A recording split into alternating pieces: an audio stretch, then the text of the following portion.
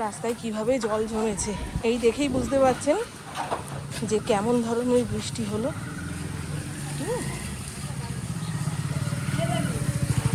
রাস্তাঘাটে এখনো ঝিরঝির করে বৃষ্টি পড়ছে, ব্যাগের মধ্যে ছাতা নিয়েছি। এরকম বৃষ্টির দিনে জানলার সামনে বসে এক কাপ চায়ে চুমুক দিতে দিতে পরিবেশটাকে উপভোগ করতে হয়। আর সেইখানে যাচ্ছি ব্যায়াম করতে। এর আগের দুদিন আমার ব্যায়াম কামাই হয়েছে, বুঝেছেন? এত কামাই করলে চলবে না, আমার শরীরেরই ক্ষতি। চলুন, হ্যাঁ, খুব দৌড়ে দৌড়ে যাচ্ছি। 8:20 বেরিয়েছি। আজকে যেন রাস্তা ফুরাচ্ছেই না। অনেকেই এসছে।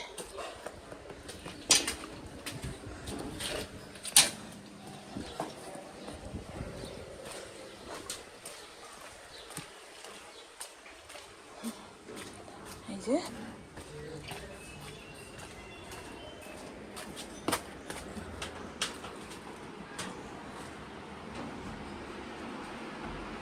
ম্যাও দেখলে ঘ্যাও, কাক দেখলে ঘ্যাও, অচেনা মানুষ দেখলে ঘ্যাও। একটু আগে আমাদের অফিসের চাবি নিতে এসেছিল, ঘ্যাও ঘ্যাও ঘ্যাও। ওর এই ঘ্যাও ঘ্যাওয়া নিতে আমি এখন আস্তে কথা মোটে শুনতে পাই না। কানের দোষ হয়ে গেছে খুব, কানের একটা পর্দা ছিঁড়ে গেছে মনে। কালকে রাতে আপনাদের টাটা বাই বাই বলে দেওয়ার পরে পুপুকে জিজ্ঞাসা করছি, কিরে পুপু, ঘড়ির কাঁটা তো 7:30টার ঘরে, একটু রাস্তাঘাটে বেরোবো? এই বৃষ্টি বাদলে কি লোকজন রাস্তাঘাটে আছে? বলে হ্যাঁ গো আছে, যাও, প্রয়োজন থাকলে বেরো। তা প্লাস্টিকের দোকান থেকে এই হ্যাঙ্গিং প্লান্টারগুলো নিয়ে আসলাম। আমার আগের হ্যাঙ্গিং প্লান্টারগুলো ভেঙে গেছে, ওগুলো পাল্টে দিতে হবে, নাহলে গন্ডগোল হয়ে যাবে জানো। তা এইগুলো এনেছি, এক একটার দাম নিয়েছি 40 টাকা। আগে 30 টাকা 25 টাকা করে কিনেছি। প্লাস্টিকের জিনিসেরও নাকি দাম বেড়ে গেছে, বোঝো তাহলে। অনলাইনে কত করে কি জানি। অনলাইনে অর্ডার দিতে এখন ভয় লাগে, ফাটা ফুটা, যেই কালার চাই সেই কালার আসে না। সেই জন্য ওই সামনের দোকান থেকে নিয়ে আসলাম। আর সবজিওয়ালা ভ্যানে করে সবজি নিয়ে বসেছিল, ওর থেকে পটল এনেছি আর কুঁদরি এনেছি। আমরা তরুলি বলি, অনেকে কুঁদরি বলে বলে এখন আমিও কুঁদরিই বলি। বাজারওয়ালা কুঁদরি বলেই বিক্রি করছিল, আমরা তরুলি বলি। ঘর ঝাড় দেওয়াই, তাও একবার ঝাড় দিয়ে ওই ন্যাতাটাকে চিপড়ে মুছে নিলে ফটাফট হয়ে যাবে, বুঝছো? কালকে একবার ঘর মুছিনি।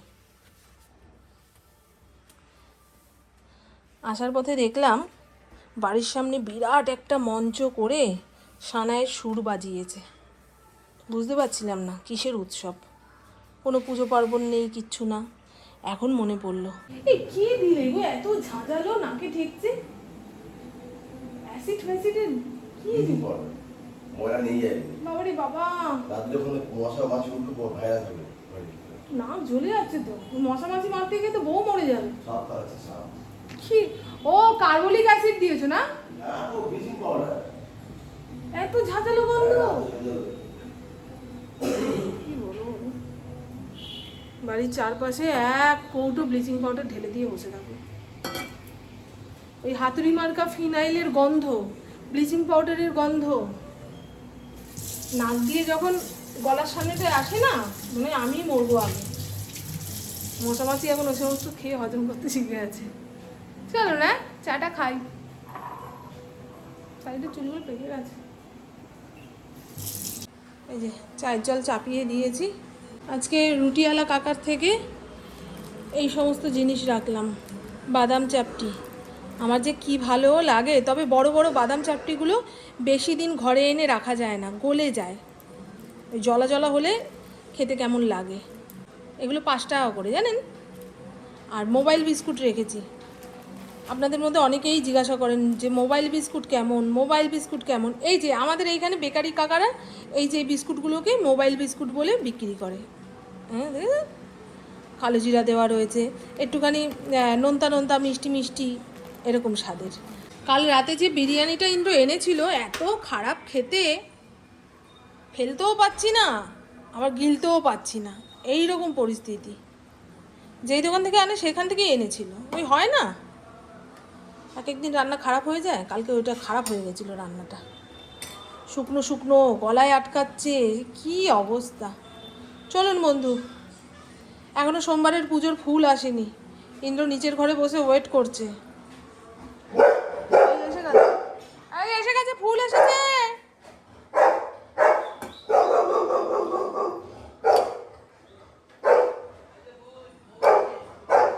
তোর বাবা কি করছে রে?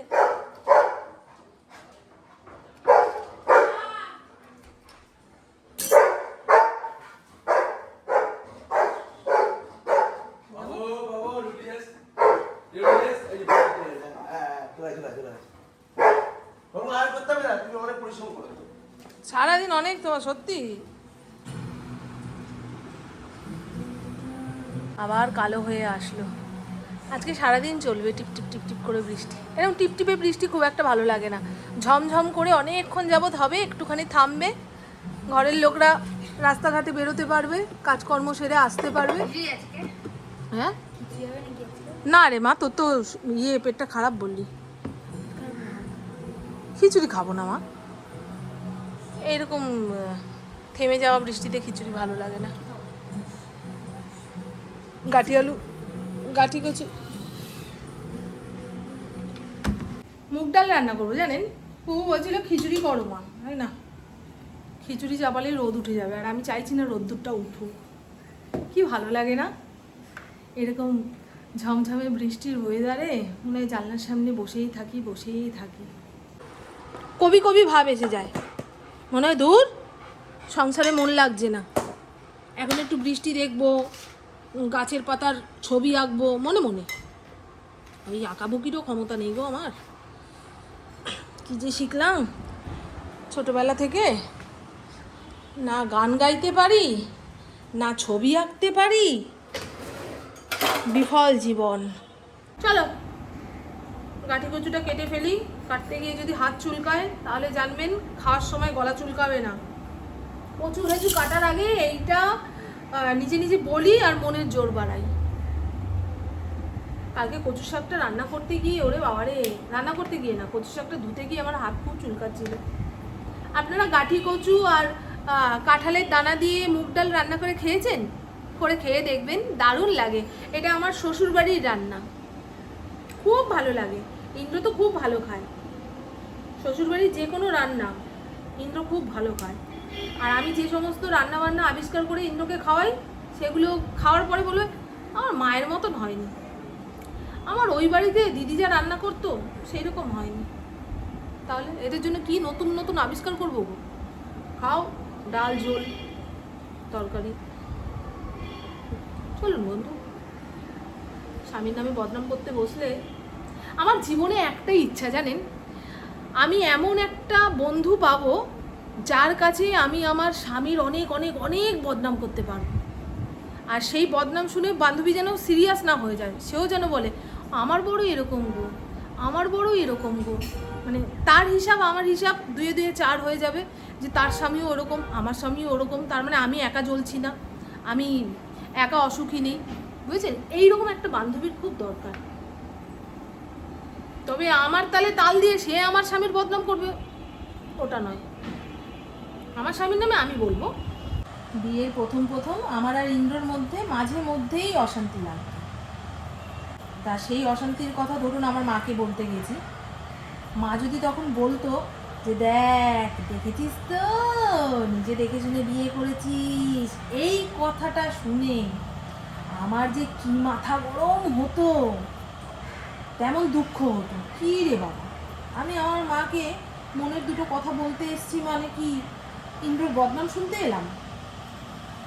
মাকে কতবার বলেছি, মা আমি যখন ইন্দ্রর নামে কোনো কথা বলবো তুমি তাতে সাই দেবে না, তুমি বরঞ্চ বলবে তোর স্বামী তো এরকম, ওর স্বামী দেখেছিস আরও খারাপ, আবার ওর স্বামী তো আরও খারাপ। আমি শুধু শুনতে চাই যে আমার স্বামীর থেকেও আরও খারাপ স্বামী আছে, তাতে আমার মনের জোর বাড়ে। এখন বিয়ের পরে কেউ যদি বলে দেখ দেখেছিস তো, নিজে দেখে বিয়ে করেছিস বলেই এরকম হয়েছে, আমরা দেখে দিলে কত ভালো ঘরে দিতাম, ওতে কি কোনো সমাধান হয়? কোনো সমাধান হয় না। যার হাত ধরে গেছো তাকে মানিয়ে নিয়ে বুঝে নিয়ে চলার চেষ্টা করব। ছোট বড় সব গাঠির চোকলা ছাড়িয়েছি, হাতটা মাটি মাটি হয়ে গেল। গাঠি কচু আর কাঁঠালের দানা দিয়ে মুগ ডাল রান্না করার জন্য এই যে মুগ ডালটা ভিজিয়ে রেখেছিলাম, এর মধ্যেই কেটে ধুয়ে রাখা গাঠিগুলো দিয়ে দেব। সব একসঙ্গে সেদ্ধ হবে। ডালটা ভিজিয়ে রেখেছি তো, তাই সেদ্ধ হতে সময় লাগবে না, সেই কারণে সব একসঙ্গেই সেদ্ধ করছি। দিয়ে দিলাম গাঠি, আর এখানে কাঁঠালের দানা আগের দিন এনেছিল, চোকলা ছাড়িয়ে প্যাকেটে ভরে ফ্রিজে রেখেছিলাম, ভালো আছে, এগুলোও দিয়ে দেব। এই কাঁঠালের দানার ওপরে যে লাল খোসাটা রয়েছে, এর জন্য তরকারি কিংবা ডাল লালচে লালচে হয়ে যায়। যতটা পারলাম ফেললাম, আর বাকিটা পারছি না, হুটোপাটি লেগে গেছে। দেরি করে রান্না শুরু করেছি না, একটু পরেই খাওয়ার লোক চলে আসবে, পুপু বলবে খেতে দাও, ফড়িং মুখের দিকে তাকিয়ে দাঁড়িয়ে থাকবে। এ বড় জ্বালা গো, বড় জ্বালা। সংসারের দায়িত্ব যেন বড় দায়িত্ব, তাই না? গাঠি কচু কাঁঠালের দানা দিয়ে যে মুগ ডালটা সেদ্ধ বসিয়েছিলাম, তা গাঠিটা সেদ্ধ হয়ে যাওয়ার পরে লবণ হলুদ মিষ্টি একদম পরিমাণ মতন দিয়ে দিয়েছি, কয়েকটা চেরা কাঁচা লঙ্কাও দিয়েছি। আপনারা যারা এই গাঠি কচু দিয়ে মুগের ডাল রান্না করে খেতে চান, তাদের জন্যই আজকে রেসিপিটা শেয়ার করছি। করে খেয়ে দেখবেন, খুব ভালো লাগে। এখানে ডাল সম্বার দেওয়ার জন্য কড়াইয়ের মধ্যে তেল দিয়েছি, তেলের মধ্যে ফোড়ন দেব গোটা শুকনো লঙ্কা, গোটা জিরে আর তেজপাতা। মুগের ডালে আমি তেজপাতাই ফোড়ন দিই, ওটাই ভালো যায়। এক একটা ডালের ফোড়ন এক এক রকম, তাতে স্বাদ গন্ধ আলাদা আলাদা হয়। আমি যেমন ওই আমের ডালে কিংবা টমেটো দিয়ে টক ডাল করলে সর্ষে ফোড়ন দিই। ওই যে আমার প্রভু চলে এসছে মনে হয়, নাকি? ভালো হয়েছে, সময় মতো চলে এসছে, ফড়িংকে খেতে দিয়ে দিই। সময় পাচ্ছি না গো, হাতের কাজটা না করে ফড়িংকে কী করে খেতে দিই। ফোড়নটা একটু চড়বড় করে আসলে এই যে ডালটা সম্বার দিয়ে দেবো।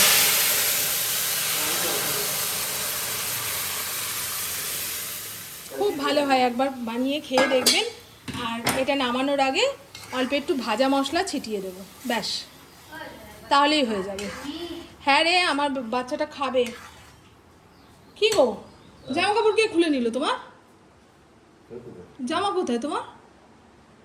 ওই ছেঁড়া জামাটা পরতে না করছি না, মায়া ভুলতে পারো না? সাদা জিনিসের মায়া ভুলতে পারো না? ইন্দ্রের ওই জামাটা ছিঁড়ে গেছে গো। রান্না হয়ে গেছে, ফড়িংকে খেতে দেবে কে? আচ্ছা ঠিক আছে। ফড়িংকে খেতে দেওয়া হলো একটা বিশাল কাজ, জানো। সময় মতো না দিতে পারলে না আমার অন্য কাজে মন লাগে না। এই যে ম্যাজিক মশলা, ভাজা মশলা, যাই বলেন না কেন, এটা আমি বানিয়ে রেখে দিই। নিরামিষ তরকারি কিংবা মুগের ডাল নামানোর আগে এটা ছিটিয়ে দিলে ব্যাস হয়ে গেল, স্বাদে গন্ধে অপূর্ব। একটু ঘিও দেবো। ওই তো দেখ মা, ভাতটা, এই যে ভাতটা, এই যে ভাত, ওখানে চিকেন। আর ডালের সঙ্গে মুখে দিয়ে খাওয়ার জন্য তরুলি ভাজবো ভেবেছিলাম, কাটতে ইচ্ছা করছে না গো, বললাম না। এই যে পটল ভাজা হচ্ছে মা, দেখুন গাইস, কি গাইস বোঝে, পটল ভাজা ডাল দিয়ে খাবো, এটা কি ভালো খাওয়া না? বিয়ে বাড়ির প্রথম পাতে তো এইরকমই খাওয়া দেয়। মেইন কোর্স আবার পরের দিন হবে, একদিনে সব কোর্স হলে হবে না, তাই না গো বন্ধু? মুগের ডাল ঝুরি আলু ভাজা হয়ে গেল একদিনের রান্না। সুভাষদা কয়েকদিন ময়লা নিতে আসেনি, তার নন্টে ফন্টে দাকে দিয়ে পরিষ্কার করাচ্ছে। ইন্দ্রর কাছে ওরা কাজ করে, কি করব, রান্নাঘরের সামনে অত ময়লা পড়ে থাকলে পোকামাকড় হবে না তো। দেখিয়ে দিই, হ্যাঁ, এই হলো গাঠি কচু আর কাঁঠালের দানা দিয়ে মুগের ডাল। লবণ মিষ্টি একদম পরিমাণ মতন যদি দিতে পারেন, এই ডাল দিয়ে এক থালা ভাত খাওয়া যাবে। যারা ডাল খেতে পছন্দ করেন তাদের কথাই বলছি। আর এখানে মশলা পাঁপড় ভেজেছি, পুপু খায় না এই মশলা পাঁপড়টা, তাও ভেজে রাখলাম, কি করব। খায় না কি, খায়, খেলে নাকি ওই মশলার ঢেকুরটা ওঠে। আমার খুব ভালো লাগে। ব্যাট পাঁপড় নেই, আনতে হবে। আর এই হলো পটল ভাজা। প্রথমে ভেবেছিলাম জিরি জিরি করে কেটে ওই কাঁচা লঙ্কা কালো জিরা ফোড়ন দিয়ে ভাজবো, তারপরে ভাবলাম ধুর ওই দিয়ে ভাত মেখে খাওয়া যাবে, কিন্তু এইটা ডালের সঙ্গে খাওয়া যাবে, তাই না গো? চলুন একদম লাল লাল করে ভেজে নিয়েছি। পটলগুলো দানা হয়ে গেছিলো, আমার দানা পটল ভাজা খেতে খুব ভালো লাগে। এখানে গ্যাস ওভেন সুন্দর করে মুছে নিয়েছি, বিকেলে চা করতে আসলে আর অসুবিধা হবে না। সব বাসন কোসন ধুয়ে গামলায় উপর দিয়ে দিয়েছি। শুভ সন্ধ্যা, ঘড়ির কাঁটা 7:30 ঘরে। আমাদের বাড়ির সামনে বিরাট মঞ্চ তৈরি করে শ্যামাপ্রসাদ মুখোপাধ্যায়ের জন্মদিন পালন করা হচ্ছে। তা বন্দে মাতরম গান চলছিল, তখন চাটা খাচ্ছিলাম বলে আপনাদের আর চায়ের কালার দেখাতে পারিনি। এখন সাজুগুজু করে বেরোবো। আমাদের বাড়ির সামনে একখানা নতুন পার্লার খুলেছে, জানেন তো? সেখান থেকে আইব্রাউটা প্লাক করে আসি। যদি ভালোভাবে করে তো এবার থেকে পার্লারে গিয়েই আইব্রাউ প্লাক করব। কত যুগ পরে যাচ্ছি জানেন, আমি বাড়ির কাছাকাছি কোনো পার্লার নেই, হেঁটে অনেকটা যেতে হবে। সেই আলিস্যতে আমার আর পার্লারে যাওয়া হয় না, একমাত্র পুজোর সময় ওই চুলের কাটিং কুটিং করতে যাওয়া। কিন্তু এবার থেকে ভাবছি পার্লারে গিয়ে কিছুটা সময় নিজের জন্য দেব, নিজেকে প্যাম্পার করব। ব্যাগ পাচ্ছি না, ডায়লগ তো দিয়েই যাচ্ছি, পয়সার ব্যাগ না থাকলে কেউ ঠাই দেবে না। এটা নিয়ে যাব, এর মধ্যে কয়েকটা টাকার বান্ডিল ভরে নিই, ব্যাস। কেমন লাগছে না? সামনে চুলগুলো কালার করতে হবে, আইব্রাউটা প্লাক করলেই দেখবেন মুখটা অনেকটা ফর্সা ফর্সা লাগবে। ফর্সা না, চকচকে লাগবে। বাবা, কালো ফর্সা নিয়ে কোনো মন্তব্যই করবো না। ভগবান যা বানিয়েছে, যেমন বানিয়েছে ভালোই বানিয়েছে, তবে একটু চকচকে দেখতে লাগলে ভালো লাগে। দেখবেন সুন্দরীরা ঝগড়া করলেও কত সুন্দর লাগে না? হ্যাঁ, ওই যে শোলে সিনেমার গানটা শুনবেন, হাতোं में চাবুক होठों पे গালিয়া বাড়ি সুন্দর লাগতি হ্যাঁ, এরকম একটা না, যে হেমা মালিনী এত সুন্দর, ওই চাবুক মারছে তাতেও ধর্মেন্দ্র দেখতে ভালো লাগছে, গালি দিচ্ছে তাতেও দেখতে ভালো লাগছে। সুন্দরের জয় সব সময় সর্বত্র। বাবা কি জোরে চালিয়েছে দেখেছেন? গান বাজনা এত জোরে চালালে আশেপাশের মানুষ কিভাবে ভালো থাকে বলুন তো? কোন দূর দেশে মঞ্চ করেছে, সেই গানের আওয়াজ আমার বাড়ি পর্যন্ত আসে, তাহলে পাশাপাশি বাড়ি ঘরের কি অবস্থা হচ্ছে। ওকে বললাম নিচের ঘরে থাকিস, এই গেট দিয়ে বেরোলাম।